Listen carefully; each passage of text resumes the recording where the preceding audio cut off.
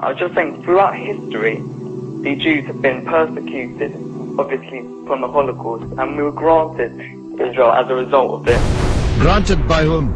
From Britain and other countries granted us that. Well, what right did Britain have to grant you somebody else's country? Well, it's due because we lost 6 million people. No. I'm not arguing about that. I'm going to come on to that. What right did Britain have to grant you somebody else's country? Well, they were basically gave us because of the But they gave you somebody else's country. That's the point I'm making, Alex. Can you deal with it? Britain granted you somebody else's country. I'm asking you, what right did Britain have to grant you somebody else's country?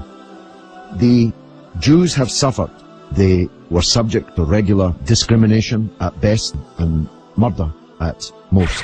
The one place in the entire world that Jews were neither discriminated against nor subject to pogrom was the Muslim world.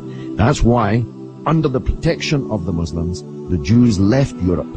Palestine, that was wiped off the map when Britain granted you somebody else's country, had Jews living side by side with Christians and Muslims for century upon century without the slightest trace of discrimination or violence or pogrom. So, what's happened is that Christian anti-Semitism in Europe, which massacred 6 million Jews in the greatest crime in human history, was paid for not by the Christian countries of Europe that either practiced or turned a blind eye to that anti-Semitism, but was paid by the very people who were completely innocent of that Holocaust, who had never persecuted the Jews, who had never pogromed the Jews.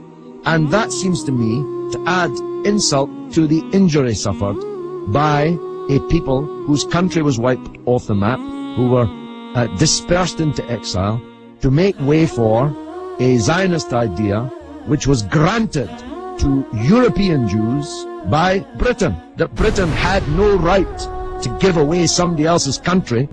It seems to me an all-round injustice, don't you think, Alex? Yeah.